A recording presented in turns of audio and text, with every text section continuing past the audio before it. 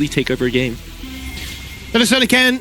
As we load ourselves into the rift for the second time tonight here, Telly, one final best of two as we get one step closer to those playoffs. Ground Zero on your right, in the red, undefeated, 6-0. Nobody can touch them.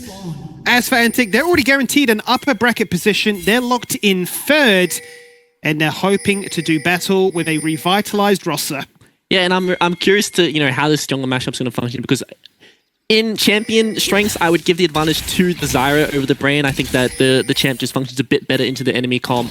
Plus, just has an overall faster clear and clears much faster as the game does speed up. But, in saying that, we know how familiar Shun is with these AP junglers and how to do these clears properly and how to, create leads. We haven't really seen Foreigner have, any of these AP junglers so far. We've really known him for like the Viegos, the Zins, and the Vi's, and being this AD engaged player. So curious to see, does he know how to do these clears really efficiently? Does he know how to take over these games? Does he know how to be an absolute carry threat for his team? Well, that's exactly it, because we were expecting coming into this one, it was going to be a battle of two different meta folds, right? The heavy AD focus with the AP options found in the mid lane instead, and I think maybe that comes down to the fact that Incursio was very much keen for the AP mid options, and they were really the only team in the league that wanted to try and push this style of play compared to everybody else. So let's see now if they are quote-unquote meta-conforming, what it all does decide to be. As for the bot lane, the classic wrestle and rush to get level 2, get control, and get active. Yeah, I'm very curious to see what this bot lane is going to be like, though, because, when we look at the dynamic of both lanes, Zeri is just not a good early game champ in comparison to the Ezreal. So Dracu is someone who's known for being extremely aggressive, always wanting to hook forward, always wanting to be the first to go in. Can't really find that same strength in these 2v2s because Ezreal's just so much stronger than Zeri. Really nice dash away though from Destiny, so much so it's actually going to force out the flash from Kurak. The Ignite was ticking, he was getting dangerously low. One more would have done it, Kurak! Oh, he's just gone back in. Dracu's going to flash to try and get it. They will trade it out. But it will be Lemus that gets the kill. He's going to get himself a second if Dracu's unable to try and find some crazy shenanigans. There it is. And that dicey bot lane blows wide open for Ground Zero. Yeah, and I don't even think that comes down to a play gap. That's just the champions and how strong Ezreal is. He even has the TP, so he doesn't have to heal or the barrier. It's just that Zeri is not a strong early game champion in comparison to the Ezreal. And Ground Zero know their strength, finally hit that level 2, go for the all-in, and they do such a good job to pick up the double kill onto Lemus.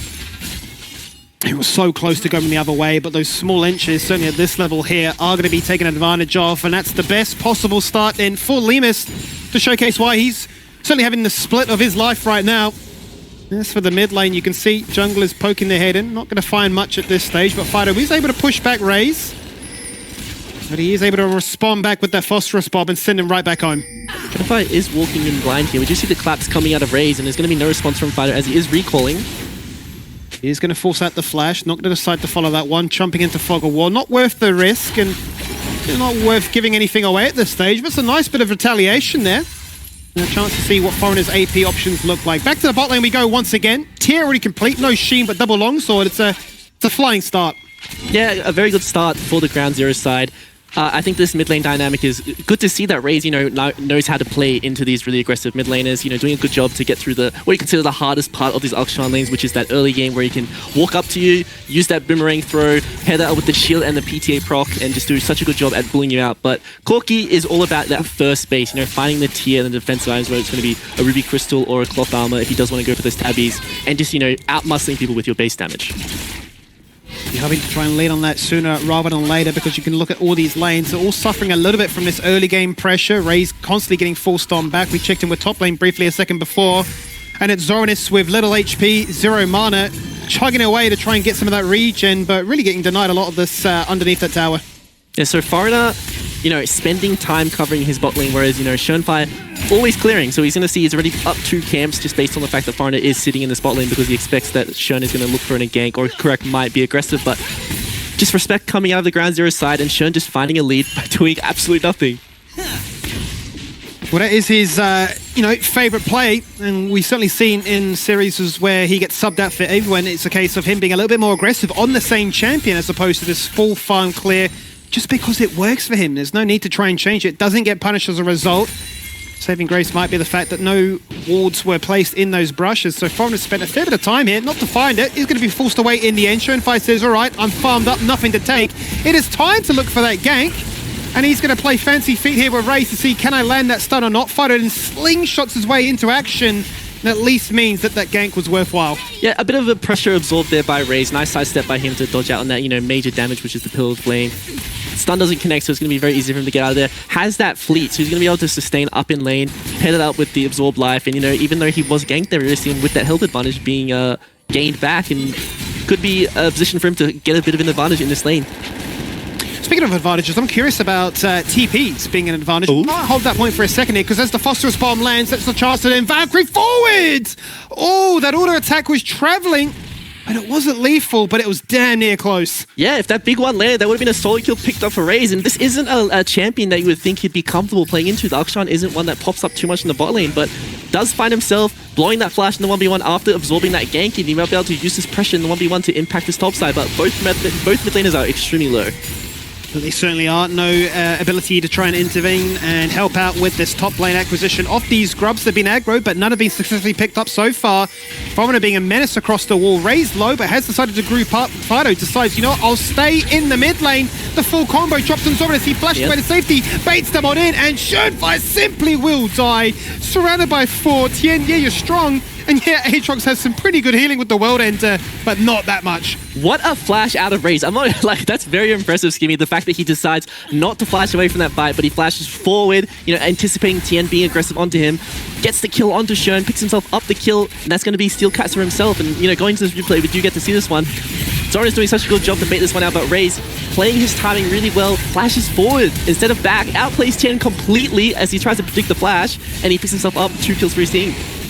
Really, really nicely done, as you highlight there, and a fantastic start for Antic to try and respond to the 2 early kills picked up by Liamus. Very early is that of Draku, leaving to assist elsewhere. Same could be said then for Kurek, 2 incredibly safe and mobile AD carries that get to fend for themselves, but it's a great chance for them to showcase that, look, just because you got those 2 kills, Liamus, this game is far from over. Yeah, absolutely, but there isn't too much of an explosion happening right now in this game, even though we do see those 2 kills happening on the top side. There is no real advantage for Zoranus. A lot of the gold, it is spread out on the team. Unfortunately, Draco was the one to pick up some of that gold, so, nice for him. He's going to be able to get the Warmogs earlier in the game, and I didn't realize how broken that item was, Skimmy, because, I always see a lot of people rushing, and I was like, oh, even though the item is nice, there are scenarios where you should be going the Locket, you should be going for stuff like the Frozen Heart, but then I realized it gives you 15% out of combat move speed. Yes. That's ridiculous. The move speed for me is the most broken part of it. We've talked at great lengths before, haven't we? Just how good and how hard it is to quantify movement, but just the ability to rotate quicker, especially as these supports, these engaged supports, mind you, second to none. My question before, if you get a chance to talk about it, is the fact that, yeah, we have triple TPs versus the 2 on the side of Antic, and whether or not that's going to be a big discussion point as to how Grand Zero want to try and, work towards a mid and late game. Yeah, I think that is a really, really nice tool for Ground Zero to have. Usually you wouldn't run TP on the bot lane because you really need the combat summoner to be able to navigate some of these all-in lanes, but Liamus has that TP, so has the ability to, fast swap if there is an objective top side that his team wants to play for. He can just, clear a wave, TP top side, he can, counter gank as well, which is something that we don't really see anymore. Back in the day, TP AD carry was very popular. We were really used to seeing these really good players teleport to sides to, counter gank pressure happening. And we see Shunfai going for a bit of evade onto Foreigner, but he does have that range advantage. Aggro in the bot lane though, as Lightning Crash comes out to play. Destiny wants to get aggressive and wants to try and force something out. True Shot Barrage going to land. Actually pads onto 2, which is nicely done. As Kurek misses the Zenith Blade, the hook also, he tries to thread the needle with the minion dying, and the hook therefore landing, and Liamus is really hoping that he can survive. Level 6 is found just a fraction quicker. They're gonna all in. He's missed the hook! Is that what sets them apart? It is! I don't believe it. That's an absolute tragedy. The kill gets the XP, gets Kurek 6, gets them to turn it around, and that should be 4 kills for Ezreal. That was their window, Skimmy. That was all on Antic. They had the tools, they had the combat summoner versus, the TP and Liamus, but they do not find that hook onto Liamus, and he does such a good job to land these crucial mythic shots onto Destiny and kill him before he can get that execute onto him himself. Yeah, that really, really hurts. That really was the moment. And you're really thinking, surely given that they have the teleport, you should be trying to get a little bit more aggressive. Yes, it's the Zeri, maybe not the most well-equipped to try and punish at this early stage. But that does hurt. That was your window back here, and now a Trinity Force in back-to-back series. 10 minutes on the dot, these Ezreals are popping off. Yeah, these Ezreals are absolute powerhouses in these series tonight, Skimmy. So have to see, are they going to, continue to put the foot on the, the lever to just completely take over this game, or with Lemus not having summoners and being someone who could fall down when the step charge does come up, do they want to play for a swap and use that priority they have to secure objective on the other side of the map? We'll run it back again to see how it all started off originally. It was a nice hook, and then the lightning crash was fantastic. There was this big rush right to get level 6, and you're thinking because Dracu found it, the job was done. Yeah, and I think that pretty much every little thing that Lemus did here, where he lands the True Shot Barrage, lands a bit of some of these Qs on the exit, just this chip damage that he was doing before the engage came out of Dracu was the reason why he was able to find these kills out here. But, really unfortunate, Dracu doesn't land the dredge line because, you would think that with the knock up from the ulti, it's a secure thing, but he does not have the vision onto Lemus, so he's kind of guessing a bit where it did land. Yeah, flash blind hook, no vision, as you say, and unfortunately went the wrong direction. It's a 50-50. Didn't land on heads that time around. And that doesn't feel good in the grand scheme of things. 3 grubs, though, went the way initially towards Antics. Similarly now, Schönfire uncontested is going to get the next 3. So a gentleman's agreement between the two sides as we start to look to, phase our way out of traditional lane setups. You can see Fido lurking in the shadows, once again utilizing that full kit that Akshan has available for him. But Flash. Yep, Dracu's angry. He says, you've embarrassed me once, you won't get away with it a second time. This time, however, though, there is a tower to deny the hook, but you can't prevent the Zyra knock-up. And they'll answer back with a 1-for-1. Well, actually, it's a denial, so Destiny's probably not too upset. Yeah, really nice arcing shift by Lemus to get around the turret to make that hook very hard for Dracu. But, there is that different hitbox between the terrain and the champion, so he's able to curve that one around the turret, finds the hook onto Lemus, but unfortunately Destiny doesn't have access to the E, which would allow him to, auto through the turret, so he has to trade himself to be able to pick up that 1-for-1. Might see ourselves in another situation where it's a case of just play safe, lol, but you're surrounded by 3 members. They decided in the end, you know what, we don't want to make sure that Raze is the focus. Recalling on Vision, they're really waiting till the very last second. The full combo dropped on Schön's face, and there is no answering back to that one. Yeah, and I think that's something that's very underrated to see, Skimmy, is that, after the Corki changes, Valkyrie gained a lot of... He took no chances with that one. Panic flash away. It always caught us off guard there. I thought he was going to walk back into that one. But, as I was saying, Valkyrie gained a lot of base damage. So, seeing that used as an offensive tool is very nice on the Corki, because a lot of, in the past, you would think, oh, you only use it to escape. It does, like a measly 80 damage. But it has very high base damage now, and is something that you can use as an offensive tool to pick up these kills. Absolutely. I mean, every bit of damage counts, certainly in these early stages, and it's not a need to always greed for the gap closing or the potential disengage. It was a case of, let me just do as much as I can and just hope that maybe Schönfire's distracted by old mate Boris the shopkeeper. He's going to be 0-2, not a familiar scoreline, but certainly one that Schönfire's found himself in the past and has always managed to remain relevant. Always found a way back into the game, but a flying start here for Foreigner, has to be said. Their first pick was the Zyra, and he's 2-0-2. Yeah, and I think Foreigner is one of those players who has, these very quiet performances, but he's an extremely consistent player who just pretty much always does his job and is able to, fulfill the role that his team needs. And his role in this game is to, farm up and become that player who can absolutely take over the mid game. And he's doing such a good job on this champion. Even though we do see Lemus with that 4-kill scoreline right now, there is no gold lead for his side, and that is probably thanks to Foreigner right now. Well, that's it, right? 14 minutes in, was the turret plates fall on down. To see ourselves in a deadlock like this is pretty impressive, given the scorelines that you're seeing right here. Whether or not we will get treated to a cheeky 20-minute on-spawn Baron being soloed by a Zyra, that's another question entirely. But to your point, it is Foreigner that has the most gold in the game for Antic, only just slightly behind is Raze, doing a fantastic job for his mid-lane debut. Do you see the Dragon being pulled here, and a lot of the ground zero members are on the top side, so it's probably just going to be an objective given over to them. They're very happy to trade us for the Rift Herald because there isn't much chip damage onto these turrets right now, but based on this game state right now, Skimmy, I gotta give the advantage to Antic just because I think their comp functions a bit better from an even game state, and I think a lot of their champions are better at range, whereas, the Aatrox and Leona from behind just cannot do the same thing that we see from these Antic champs. Yeah, you mentioned some of the concerns about the Aatrox very early on into that draft, and they certainly do still remain relevant right here and now. Unfortunate there on Shelly resetting. Whether or not that gives a chance for Antic to respond, it doesn't seem to be the case. They don't really show any signs of interest. But now we see a cheeky 1v1, and well, I'll tell you what, Lemus instantly answers back and lands every skill shot.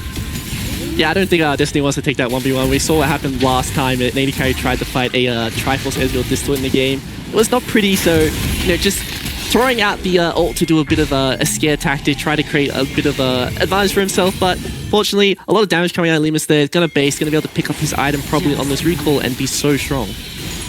Very strong, as are the rest of the team now, actually. Really good timing for both sides at 15.5 to find themselves either that very first item or at least the boots upgrade and some spare change used to elsewhere. And it feels like we are working our way towards, you know, that big objective opening that really sets the tone for what this game is like. A very different, you know, scoreline compared to what we saw in the first series. This one a lot more measured. Yeah, definitely a lot more of a measured game, and I think that in a slow game state like this is where the Zyra is, and it's champs like the Ezreal who can, you know, poke from range, really get to shine. And I think that Ezreal might be the only champion who can really threaten the backline of Antic if this game continues on, because, you know, Brand is quite a low-range champion. Akshan, also a champion who needs to dive in, and I think that when you start to dive in, Aatrox, Akshan, Leona, that is when Zyra really pops off. Certainly does, right? You know, case of you've committed to this play, you're going to be soaking up all this damage from those plants, empowered or not by the ultimate is another question, but it really does put a lot of emphasis on Lemus then to be a relevant force from range, and certainly is the case right now. He's the only person on their team with kills, so maybe that does give, you know, a little bit of rest assurance to the Ground Zero fans out there. Yeah, but we are seeing Ground Zero being, you know, aggressive in these side lanes. I keep talking about how they aren't too comfortable going into this team fights, but they do have priority in 3 lanes just thanks to them playing a bit more confident. Tien doesn't feel too pressured from a Zyra gank because there is no CC coming out of the Corki, and he is going to be able to win that 1v1 if that does happen. So a lot of priority coming out of these lanes, and probably a you know, lane deployment you might see fixed, but the bomber does come out of Zoradis, but a nice flash response from Fido. Very nicely done there, as it looked like a bit of an awkward situation, but either way, prevented himself from falling on down. And Ground Zero then take that opportunity with the lane flips intact to say it's a 1v3 in mid lane. That tower is exposed and will be our second one we'll pick up successfully. Antic, unfortunately, unable to answer back with a tower of their own just yet, making it even easier for Ground Zero to find ways to break open this lead and make sure that this deadlock is finally coming to an end. A 17-minute upgraded Mirror Mana paired with the Triforce and the cooldown boost. This guy's an absolute monster right now, Skimmy, and we saw how much damage that True Shot Barrage already did, and how much priority they have on these side lanes. It's going to be a very tall task for Antic to be able to get back into this game state. They are strong, but I think if Ground Zero do continue to play well like this, it's going to be a very, you know, easy game for them to keep picking up these advantages all over the map. Well, it certainly does seem to be that case as it stands, and I suppose the luxury is that these next 2 major objectives have a little bit of an overlap in, you know, a 30-second separation between the two. That's still at least 90 seconds away, and whilst that is the case, Ground Zero can continue to farm up and showcase that they do have the leads, and Antic have to play reactively. The question does become, though, with the first Dragon going Antic's way, do Ground Zero feel pressured? Do they feel it's a necessity to rush these Drakes, to deny them at least, and buy themselves an extra 5 minutes? I don't think there's any like clear late game advantage to either team, because I think it's going to come down to, you know, who plays better. Both teams have very similar, you know, double 80 carries, mage junglers, frontline top laners, and, you know, these melee supports. Very, very similar dynamics about how these comps will play, and it's just going to come down to who finds the engage, who has the setup. And I think that with Ground Zero constantly finding priority in all these lanes and playing for each other so well, it will be them. Let's see then if any more action will be found as we get closer and closer to those objectives then on spawning, but still does ring true that Ground Zero are the one running around the map, getting it done, finding the vision, finding the play, and forcing Antic to respond. It just takes one slight overstep, slight misjudgment as to how much of a lead you do have or how much control of the map you possess for Antic to answer back. He already highlighted just how much strength Foreigner should have, given his current game state as well. 4 stacks in the dark still. Very quickly, could this become a Medjai's if the game warrants it? There's the comeuppance. And unfortunately, it does get all soaked up there by the tower, and Akshan as a result says, hang on a minute, I thought I was jumping on you. But there you go, Antic get the response. Yeah, a curious setup by Ground Zero there. The come-up-it's always going to be blocked by the tower there, so I'm curious to why Ground Zero was so aggressive on that setup, especially if you don't have flash, and there is a Draco in front of you, and we know how happy he is to throw out these dredge lines if you're not respecting him. Well, it just takes small little missteps like that, and they slowly eke their way back in, down by 1,500. Dragon is up and available for them now, but neither side in a position to even look towards that one. Next Herald up in 10. And that might be what we're all ramping our way towards with the raised TP committed to the top side to defend. Certainly seems that that is the next one on the cards. But with still the vision line there to favor Ground Zero.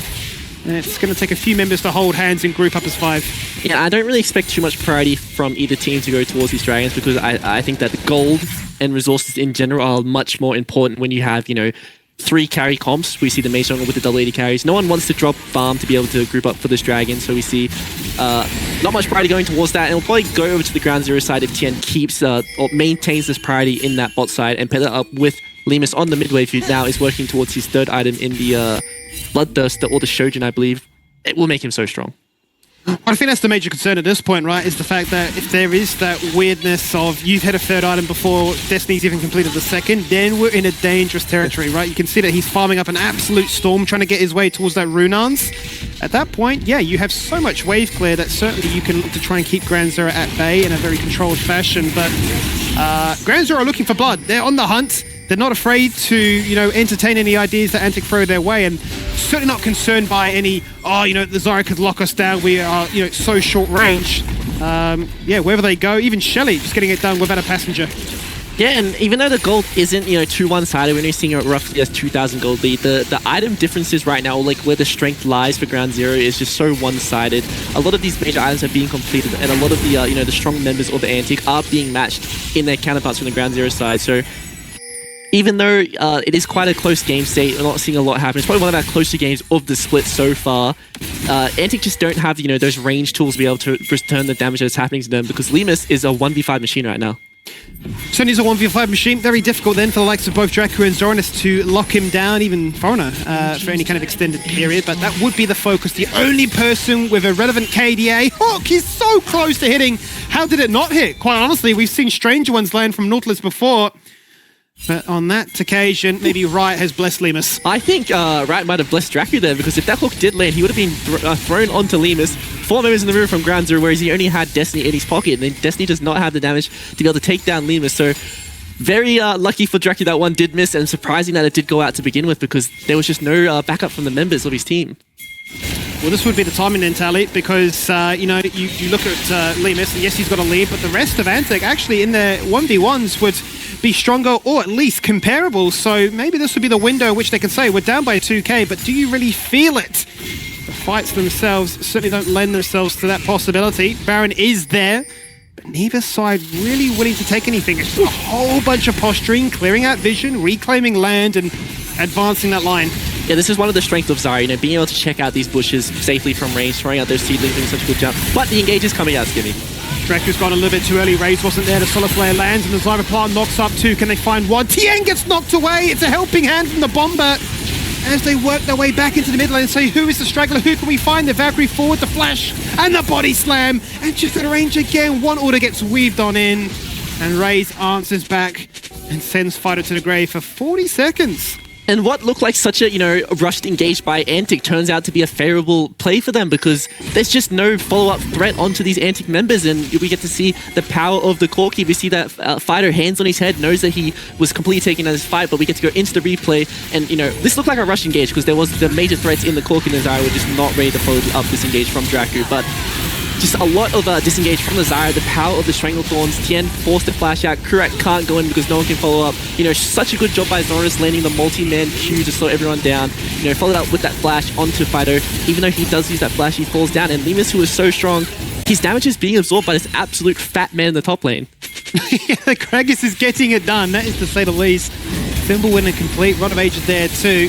Takes an age to take down his result. Oh no. Name. He goes, look, I'm getting aggressive. I'm making it happen one more time. That's kill number 4 here for Foreigner on the Zyra.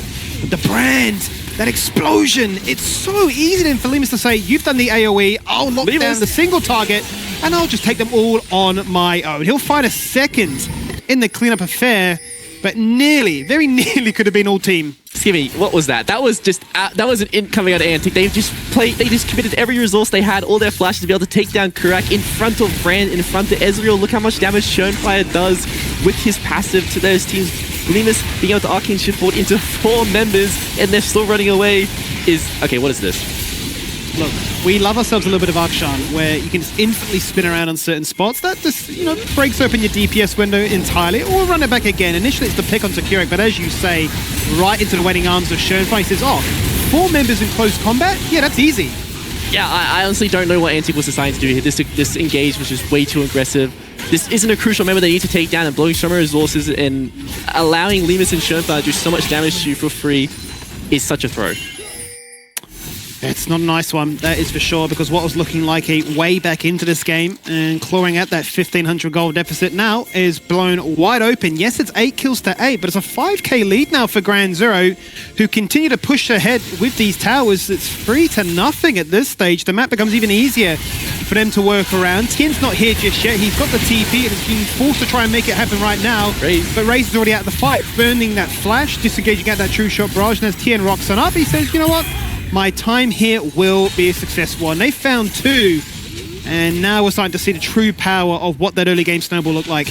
Yeah, and this is just, you know, another engage onto Kurak knows that he's walking in. Doesn't matter if he falls down, doesn't matter what they use on him, because if they use any of these ults, any of these, you know, even wasting auto attacks onto Leona will change this fight dynamic completely. And we see how strong Lemus and Schoenfire are when they're left alone on the backline, when they're able to free hit.